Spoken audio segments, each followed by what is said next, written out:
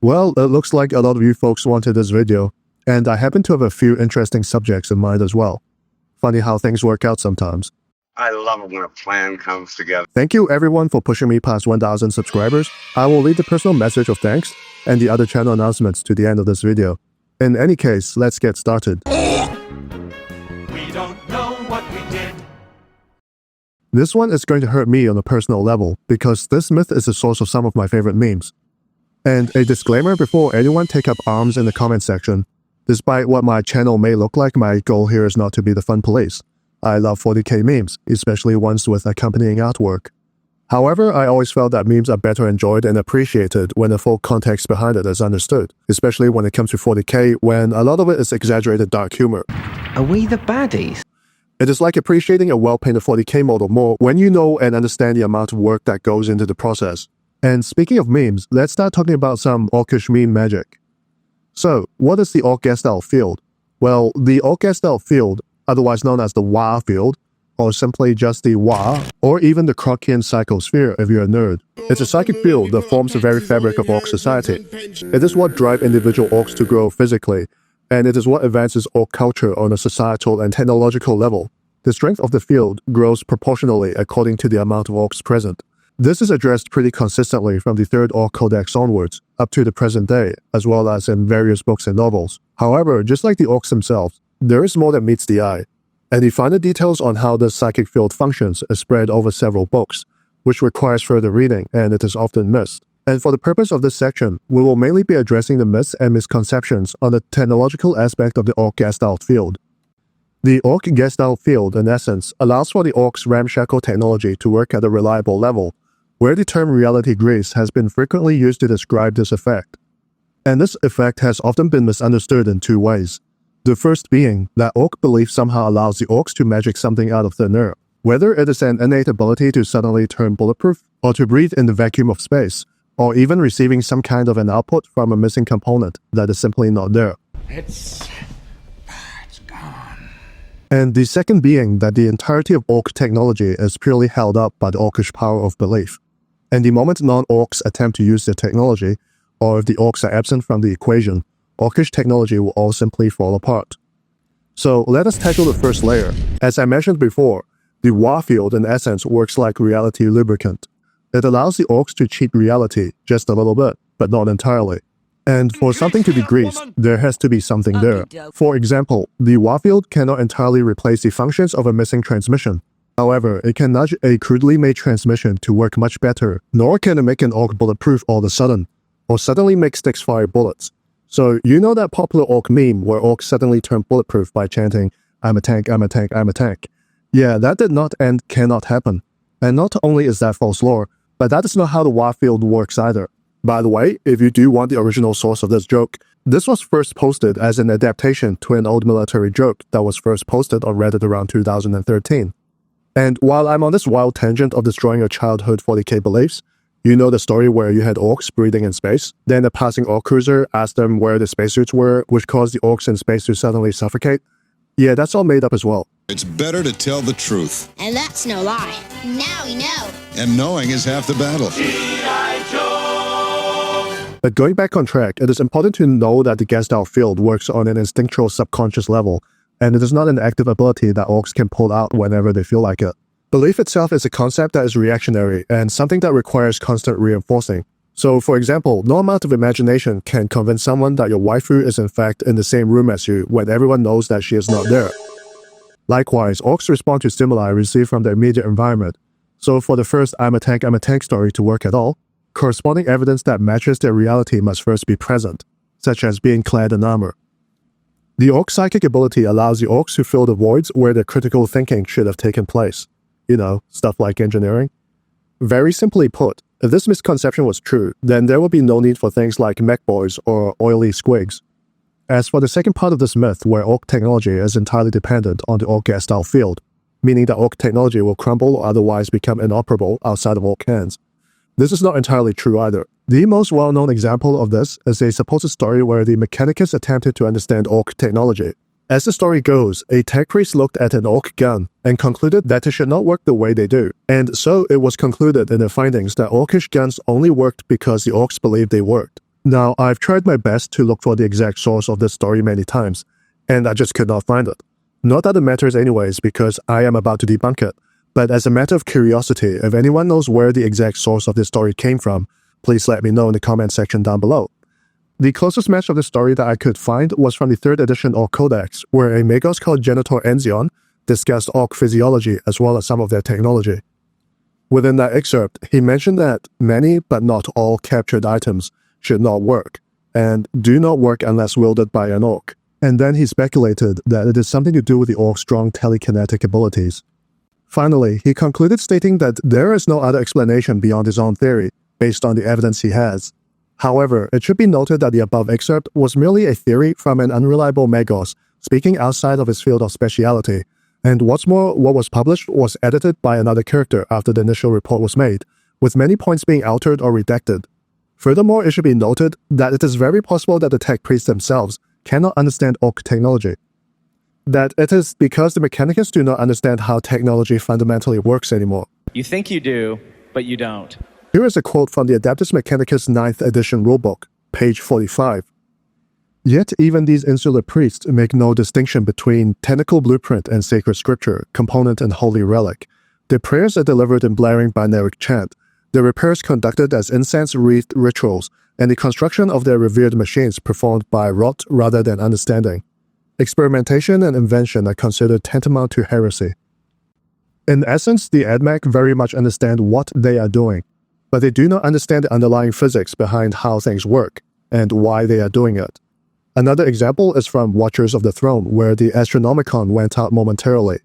The tech priests present started becoming increasingly panicked as the prayers and chanting did nothing, which snowballed into more panicking, because at that point, they were starting to realize that they have no idea what they were doing. A second more direct example is from Brutal Cannon, where the Mechanicus personnel present were left absolutely flabbergasted when an Orc Gargant was teleported next to their own titans. According to Magos Illutor, not only was teleporting something that large deemed impossible, but the fact that it became immediately operational afterwards left the tech priests in awe, to the point where another Magos named Yavanos immediately wanted to capture the Orc Gargant completely intact, displaying that the Orcs have the ability to access technology beyond that which the Mechanicus could comprehend. And so, in the face of technology that the Mechanicus could not fully comprehend, it is only natural that the tech priests concluded that Orc technology ran on some kind of magic.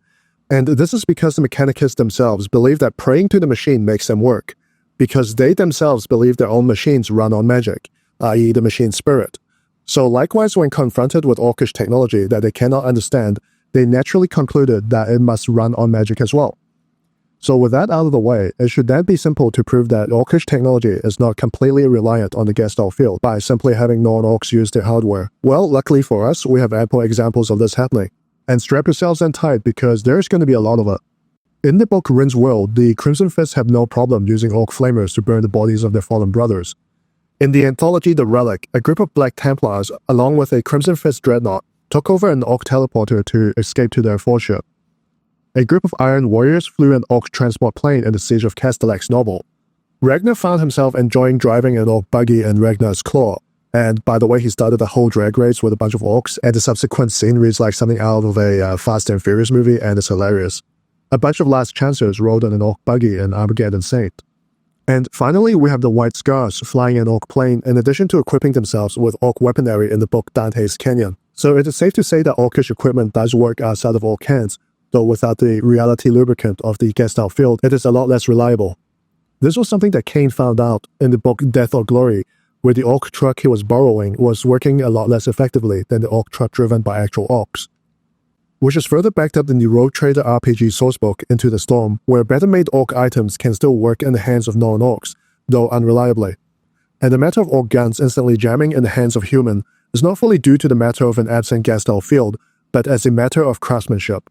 And landing on the subject of Orc craftsmanship, I once again want to reiterate that, unlike the Mechanicus, Orcs do understand how the technology works, at least on an instinctual subconscious level. And this instinctual hunch is progressively refined by the Mech Boys through a long series of trial and error, something that the Mechanicus refuses to do. The best example of this would be a mad boy called Talker, who shows up in the books Evil Sun Rising, Engine of Mork, and the Prophet of the Wa, who said stuff like, "Higher resistance is to be expected in copper compounds of lower purity. Caution is advisable Mechaniac.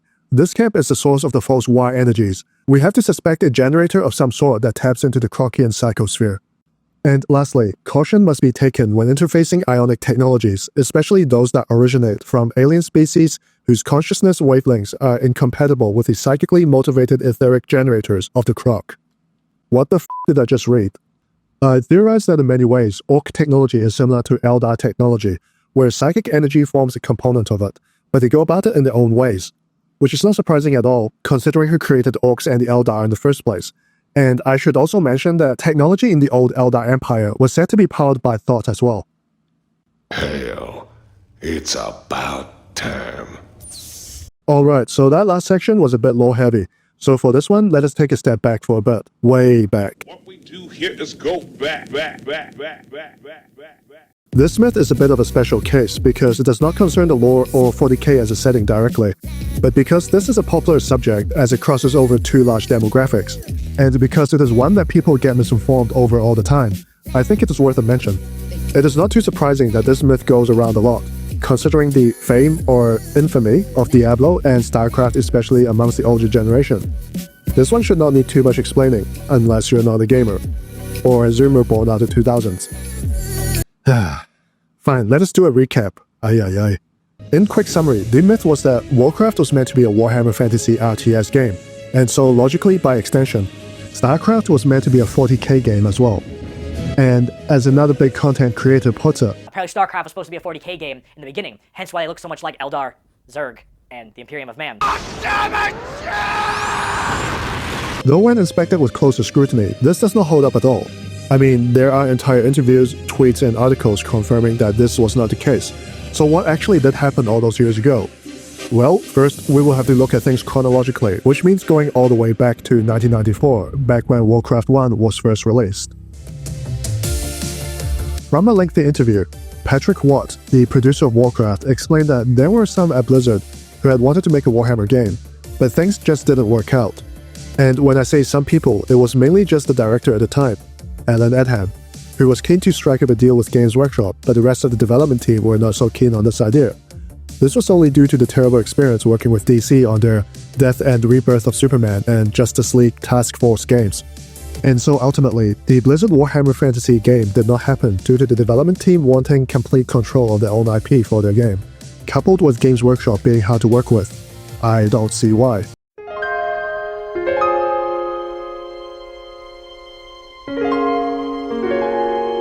And so in the end, all the Warcraft development team did was take some art inspirations from Games Workshop and left it at that. So with all this in context, you can now see why Starcraft was never meant to be a 40k game in the first place. This was because there was never the will, nor were there any real talks or intentions between the two parties for this relationship to ever happen. A good example proving this would be Starcraft's alpha footage and the screenshots of the game at the time, where the designs largely stayed consistent with the game's final release. There was no sudden artistic switcheroo that the rumors implied, where Blizzard wanted their own IP halfway through the collaboration, and suddenly running off with the game idea, switching enough of the game assets to obtain a copyright of it. This never happened. Then the next logical question is, did Blizzard take ideas from 40k? As it was stated that Warcraft took artistic inspirations from Warhammer, then the same could be said for the development of Starcraft. From what I can gather, the races in Starcraft look superficially similar, but a lot of these are coincidental, and this is mainly because both these companies were drawing from the same well for their ideas. For one, the Terran faction from Starcraft were based on the Terran Federation from Starship Troopers. Other inspirations for the Terrans were drawn from the Colonial Marines from Aliens, which the game references frequently. In addition to this, other assets were recycled from their previous project called Shattered Nations. Starship Troopers again played a heavy role in creating the Zerg, as they were based partially off the Arachnids, with the aesthetics borrowed from the Xenomorphs and the Brood from the Marvel Comics. By the way, you're going to hear the words inspired and aesthetics a lot in this segment.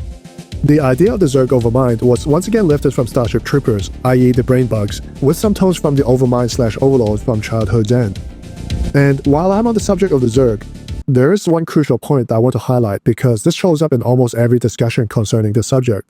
And that is, it is often incorrectly pointed out that Blizzard stole the Tyranids aesthetics for the Zerg when that is not the case at all. Starcraft came out during the time of the Tyranids 2nd edition, and here are how the Tyranids looked like back then. And if anything, they looked like something out of Muv-Luv.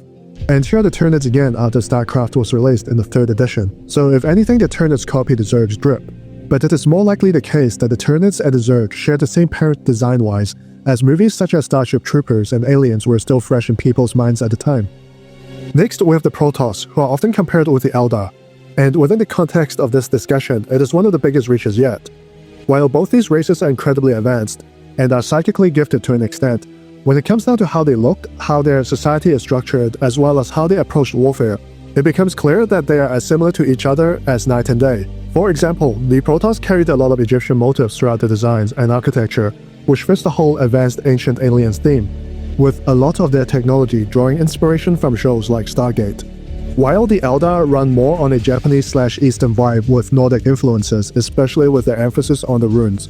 And in terms of warfare, the Protoss run about it in a fashion that is more similar to the Imperium if anything, where they'd happily go unga-bunga in terms of melee, as well as happily glassing any planets that they cannot readily secure, which was the whole plot point at the beginning of StarCraft 1. Luckily, we do not have to speculate too much in this case, as we did get confirmation on what inspirations they were drawn from by the developers themselves. According to Chris Metzen, in addition to what was already mentioned, the primary inspiration for the Protoss aesthetically were taken from Azrael from DC, as well as Bug from Marvel. There were themes borrowed from the Predators from Alien vs Predator, as well as the Grey Aliens from common folklore. Furthermore, it was confirmed that some of the designs were stemmed from the space vampires who came from a previously cancelled Blizzard project called Bloodlines. While the idea of space vampires as a faction was dropped in favor of the Protoss and Zerg, you can see that a lot of the development artwork of the space vampires bears a resemblance to the Protoss Dark Templars. Lastly, it is often brought up that Andy Chambers, who was the lead creative designer for StarCraft, also used to work for Games Workshop. This fact is often used as a final slam dunk to tie the argument up together. However, this is only partially true, as during the time StarCraft 1 was released, he was still working for Games Workshop. And it was not until StarCraft 2 was in development that he was brought on board. So it is the second game that he worked on, not the original one. In the end, this whole rumor/myth was mostly born from a muddled up sequence of events in people's minds. Imperfect information, as the internet was barely a thing at the time. A superficial resemblance between the two franchises, largely born due to drawing inspiration from the same parent IP. A lot of fanboy wanking, and misinformed large content creators helping to spread the rumor. It cannot be denied that Blizzard has a tendency to borrow from Games Workshop's own playbook, and liberally borrow inspiration from other popular IPs, and then heavily referencing it within their own works. However, saying that GW screwed the pooch on this one really fucked up on that one, Games Workshop, didn't ya? Is completely unfair and unfounded. God, he knows what turns you on. Have fun. This is a question that shows up commonly on the internet. I cannot see why. And as November ended a couple of weeks ago, I guess this is a good time to go over this. It is often misunderstood that the Adeptus Sororitas, aka Sisters of Battle, aka the nuns with guns, are celibate. It is an understandable misconception because the sisters are an all-female religious order, and people naturally associate that with nuns in real life. What's more, the sisters are often represented as the female counterpart to Space Marines who themselves are asexual. Though there is no written law where it states that this is the case. Let me know if you can find one, I am genuinely curious. That said, there is only one written example that I can find that refutes this rumor. However, this written evidence is a pretty damn good one. But before I continue, I do have to explain who the sisters are. Because for most people, when you mention the Adeptus Sororitas, the image of the powered armored ladies comes to mind. It should be noted that most of the sisters are not from the Order Militant, and many serve as teachers, doctors, translators, explorators, forensic experts, bodyguards, and there are even sisters who are placed in positions within noble families who act as observers and private tutors. And just to keep an eye on things, if you know what I mean. While the lifestyle of these non-militant sisters are often described as ascetic, these sisters who are part of the sororitas have more time to themselves to socialize and seek romance if the environment permits. As for the badass sisters from the militant orders, it is more a question of free time because, as Inquisitor Emily Vale noted in the book Kane's Last Stand, the sororitas are not actually forbidden to have liaisons with men. It is simply that few of them ever have the time to pursue one, which in reality makes the militant sisters more of a religious knightly order than a convent that people like to associate them as. It should be further noted as well that the zeal from the militant sisters often scare away and intimidate normal men. Not that it would dissuade any of you, I'm sure. Joke's on you, I'm into that shit! Within the same book, we were given another example of Sister Julian, who was having a secret affair with Brasker, the Scholar Administratum Brasier. In conclusion, whether a sister wants to keep an oath of celibacy comes down to the individual sister, and speaking from my own logical point of view, it makes no sense to keep some of the Imperium's fittest from breeding anyways. So yeah, this wraps things up neatly. Well, what do you guys think? Have I missed out on anything? Feel free to comment down below. This has been my longest video yet so far, and I hope I did good on the 3 subjects I covered. Again, thank you everyone for pushing the channel past the 1000 subscriber milestone. I know I have been mentioning it a lot, but the excitement still has not worn off yet. I have set up a channel Discord. It is open to everyone, so you're welcome to drop by. Furthermore, channel memberships are now open as well for those who want to directly support content creation. Members will be credited in my future videos, with channel badges and emotes coming soon. On the creative side of things, as you can see from the thumbnail, I am still messing around with some art. And as I am editing this video, the 40k episode of Secret Level just came out, and all I have to say is that the creative side of me is definitely hyped up. Anyways, that's about it. The next video would be a lore-accurate video, and depending on the timing, there might be a silly and meme video at the end of the year. So for now, thank you everyone for watching, and I hope you guys all take care. I'll see you guys next time. Bye-bye.